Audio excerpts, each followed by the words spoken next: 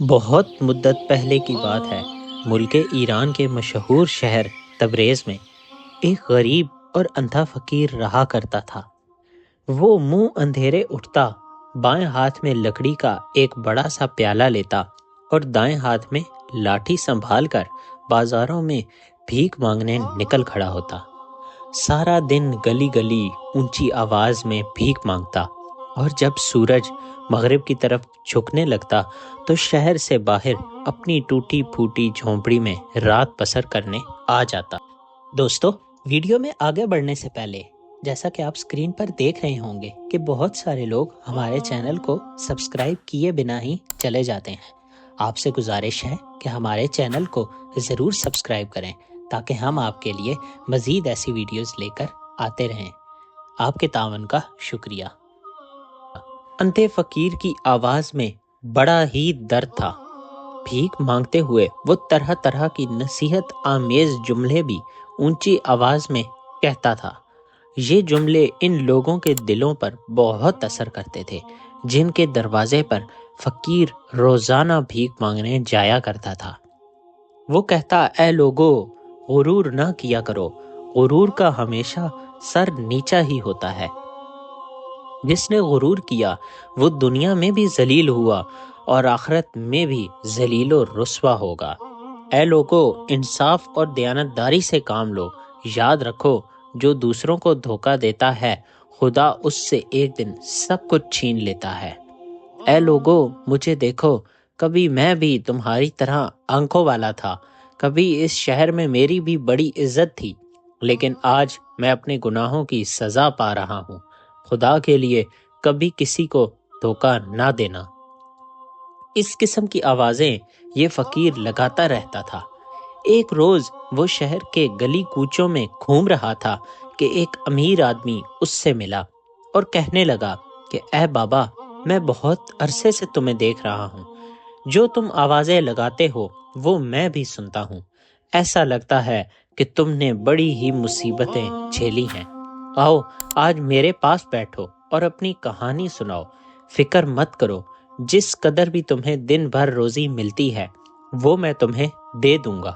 شرط صرف اتنی ہے کہ اپنی دکھ بھری داستان بالکل سچ سچ مجھے سناؤ۔ اندھے فقیر نے اپنی لاٹھی اور بھیک مانگنے کا پیالہ وہیں زمین پر رکھ دیا اور اس نیک دل آدمی کو دعائیں دیتے ہوئے بولا، میاں، اللہ تمہیں خوش رکھے۔ مجھ غریب کی باتیں سن کر تم کیا کرو گے؟ بس جو میں کہا کرتا ہوں اس پر عمل کیا کرو، کیونکہ میں ایسا ذلیل اور سنگ دل انسان ہوں کہ میری داستان سننے کے بعد مجھے دھکے دیکھ کر تم اپنے گھر سے نکال دو گے۔ امیر آدمی نے اندھے فقیر کو یقین دلایا کہ وہ ہرگز ایسا نہیں کرے گا، بلکہ وہ تو عبرت حاصل کرنے کے لیے اس کی کہانی سننے کا خواہش مند ہے۔ اندھے فقیر نے ٹھنڈی آہ بھری اور یوں اپنی کہانی شروع کر دی۔ جناب، میں شہر تبریز کا رہائشی ہوں اور اپنے والد کا اکلوتا بیٹا ہوں۔ میرے والد نے بڑی شفقت اور محبت سے میری پرورش کی۔ جب میں چھوٹا تھا تو میری ماں مجھے چھوڑ کر مر گئی تھی اور میری دیکھ بھال کرنے والا میرے والد کے سوا کوئی نہ تھا۔ میرا والد نہایت غریب آدمی تھا، سارا دن گھوم پھر کر مختلف چیزیں بازاروں میں بیچتا۔ وہ اپنے کام میں بڑا محنتی اور ذہین تھا، اس لیے اللہ نے اس کے کاروبار میں برکت دی۔ آہستہ آہستہ اس کے پاس خاصی دولت جمع ہو گئی۔ اس نے شہر کے ایک بارن بازار میں دکان خرید لی۔ کچھ عرصے بعد اس نے جواہرات کی خرید و فروخت کا کام شروع کر دیا۔ یہ کام اتنا چلا کہ تھوڑی ہی مدت میں شہر میں میرے والد کی بڑی شان بن گئی۔ دوسرے تاجروں اور جوہریوں نے اسے زبانی وعدے پر ہزاروں بلکہ لاکھوں جواہرات دے دیے، اور پورے شہر میں بلکہ پورے ملک میں میرے والد کی ایمانداری کی شہرت تھی۔ ہر شخص اس کی عزت کرتا تھا۔ رفتہ رفتہ میرا والد اپنی انہی خوبیوں کی بدولت ملک کا سب سے بڑا دولت مند جوہری بن گیا۔ اس نے مجھے اپنے ساتھ کاروبار میں شامل کر لیا اور تجارت کی اونچ نیچ اچھی طرح سمجھائی۔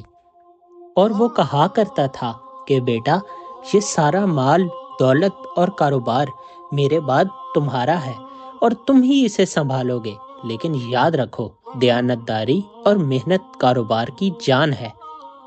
جب تک تم ان باتوں پر عمل کرتے رہو گے تمہیں کوئی تکلیف نہیں ہوگی، اور اگر تم نے تجارت میں بے ایمانی، فریب اور دھوکے کو شامل کر لیا، لوگوں سے جھوٹے وعدے کر کے مال خریدنا شروع کر دیا اور لوگوں کو رقم ادا نہ کی، تو سمجھ لو کہ ایک نہ ایک دن یہ ساری کی ساری دولت تمہارے ہاتھ سے جاتی رہے گی، بلکہ تم خود خدا اور اس کی مخلوق کے سامنے ذلیل و خوار بھی ہو جاؤ گے۔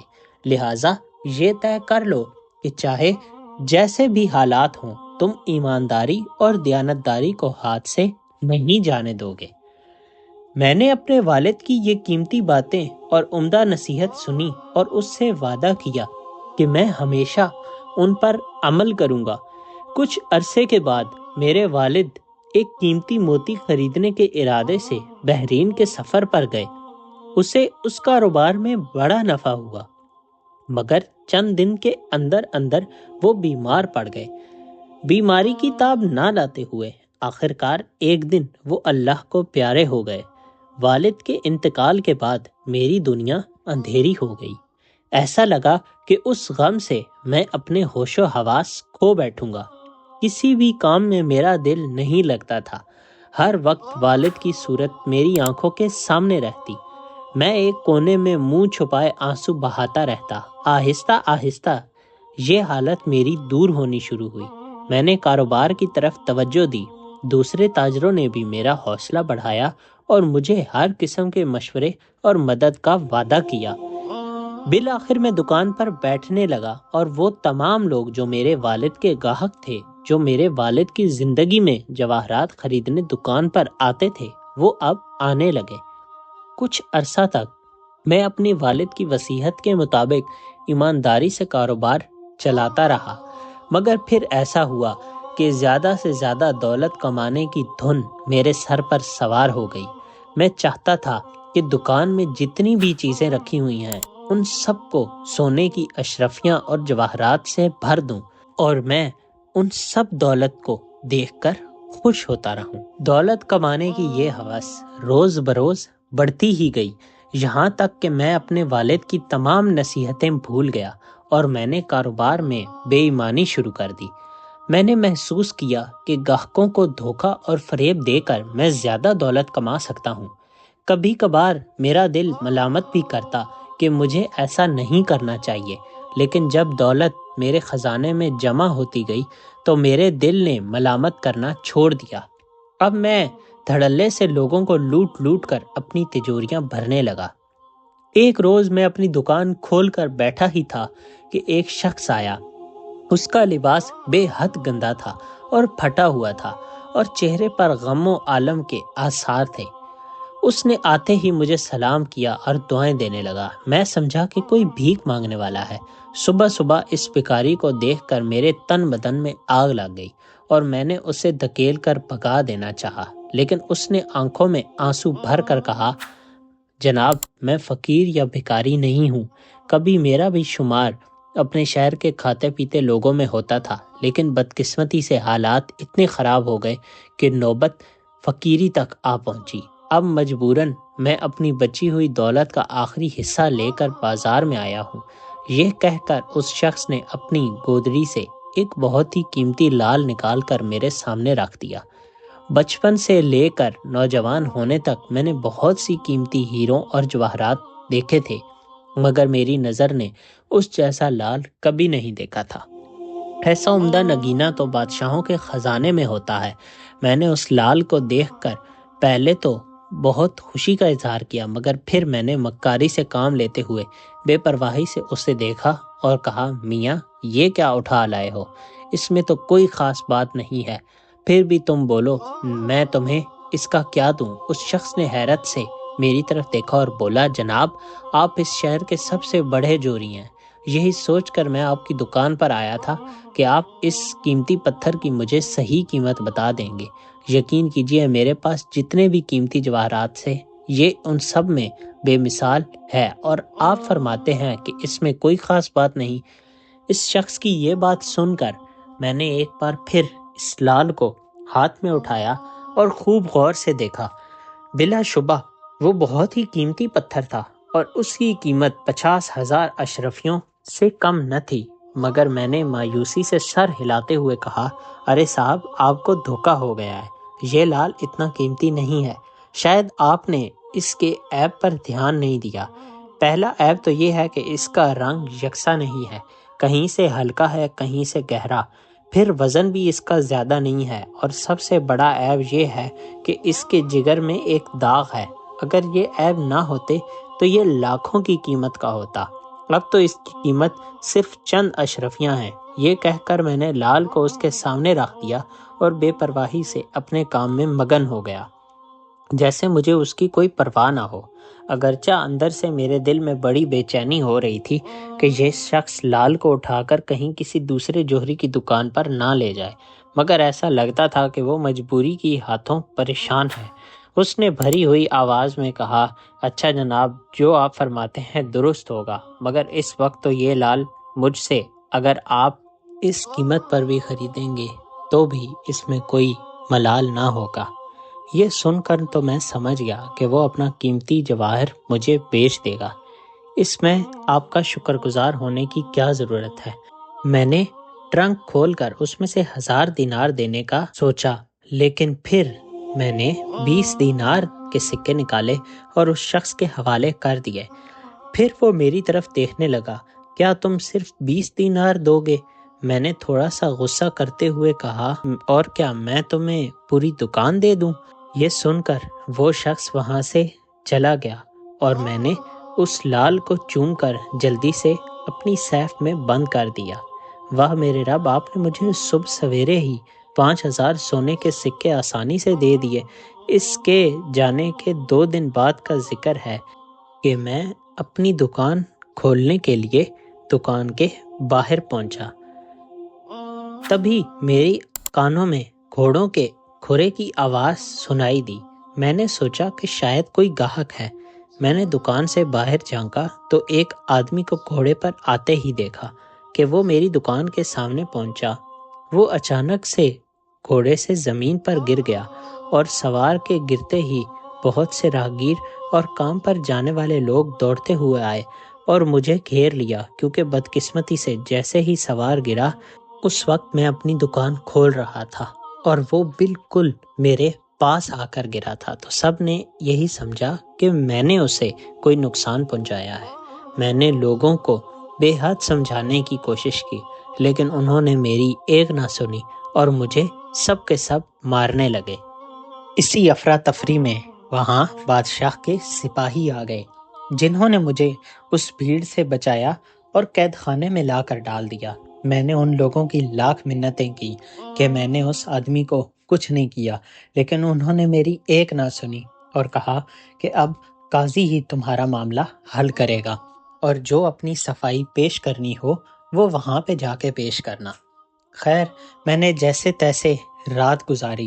جیسے ہی مجھے قاضی کے سامنے پیش کیا گیا تو میرے رونگٹے کھڑے ہو گئے، کیونکہ یہ تو وہی قاضی تھا جو کچھ دن پہلے اپنی بیوی کے ساتھ میری دکان پر کچھ سونا خریدنے آیا تھا، لیکن میں نے ان لوگوں کے ساتھ بھید بھاؤ کو لے کر بہت بدتمیزی کی، اور اب وہ غصے سے میری طرف دیکھ رہا تھا۔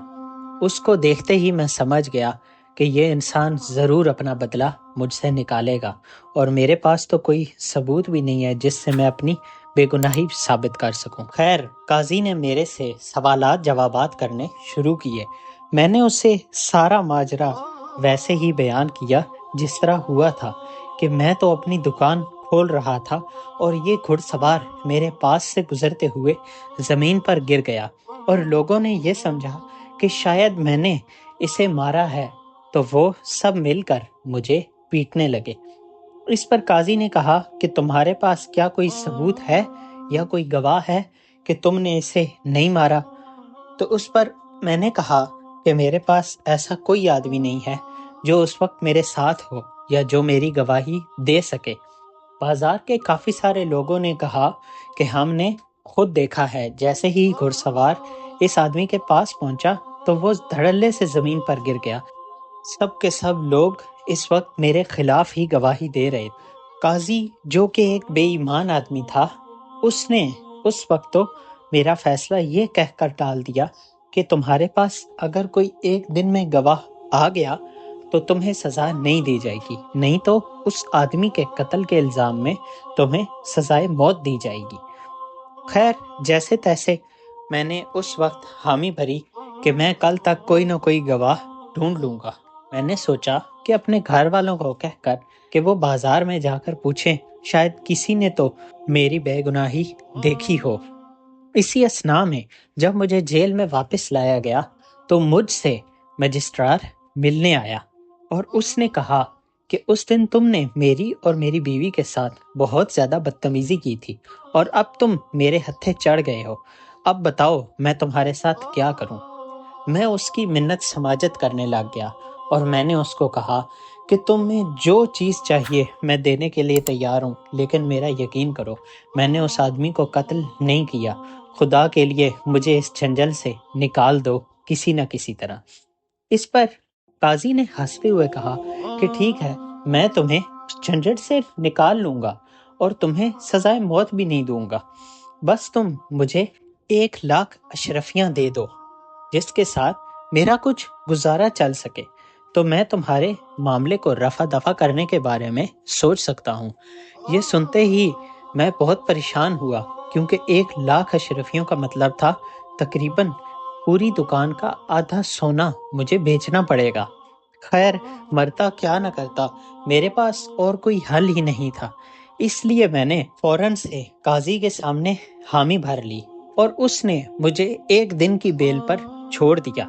اس نے کہا کہ میں تمہیں 1 دن کی مدت دے رہا ہوں، اگر تم طے کی ہوئی اشرفیاں میرے تک لے آئے تو میں تمہیں اس کیس سے بری کر دوں گا، لیکن اگر تم نے مجھے دھوکہ دیا تو میں تمہیں زمین کی تہ میں سے بھی ڈھونڈ نکالوں گا اور تمہیں ایسی عبرت ناک سزا دوں گا کہ دنیا دیکھے گی۔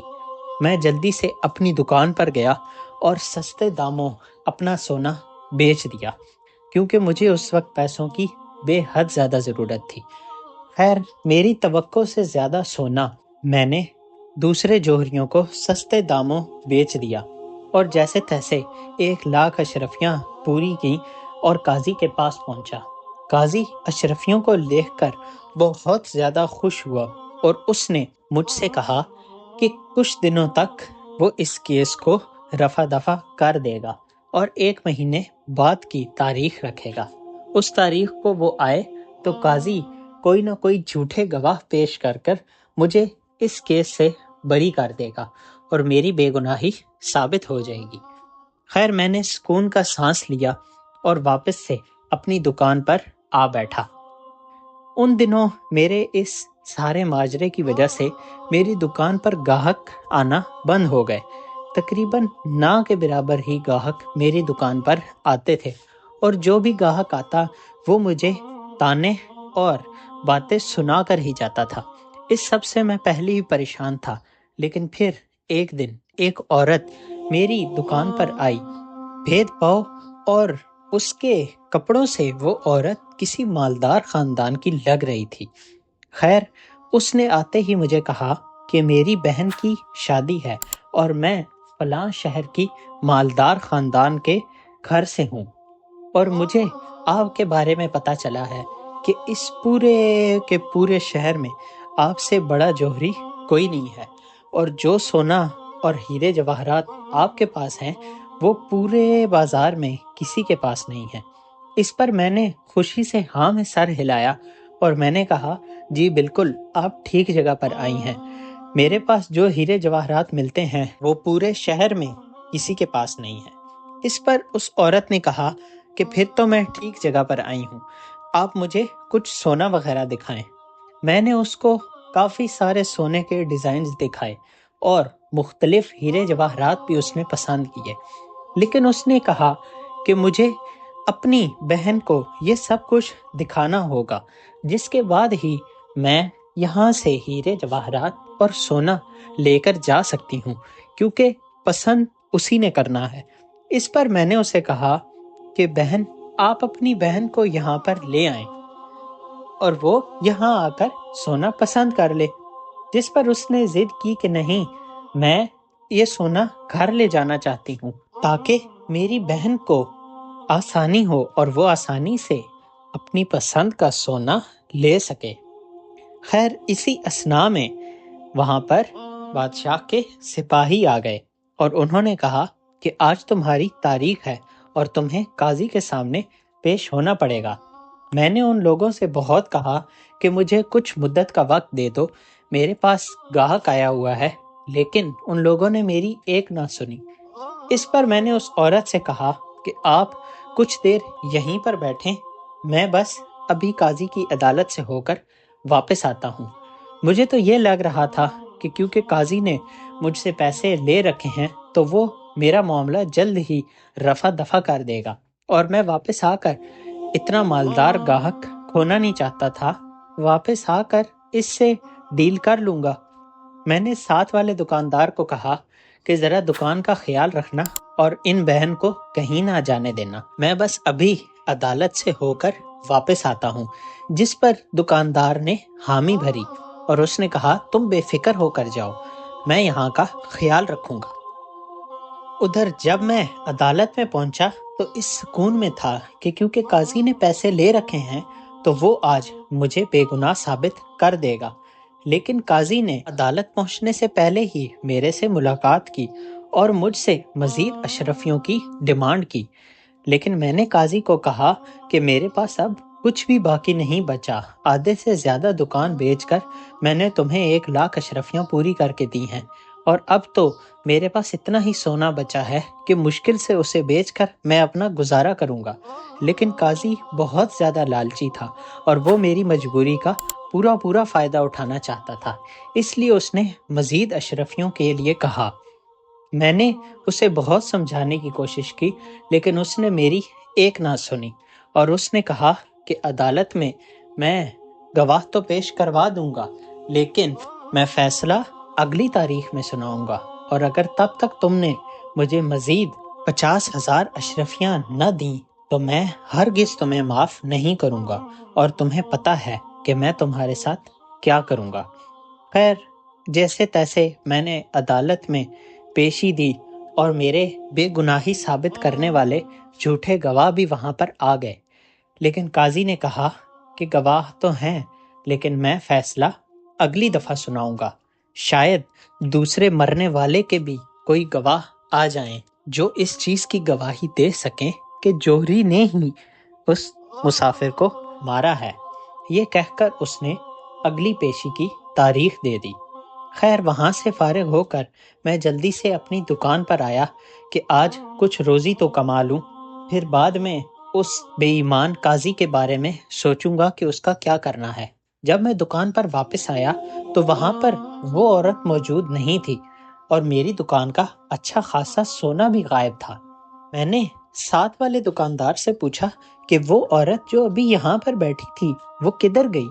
इस पर उस आदमी ने मुझे बताया कि वो औरत अपना बच्चा यहीं पर छोड़कर कुछ काम के सिलसिले में यहाँ से गई है।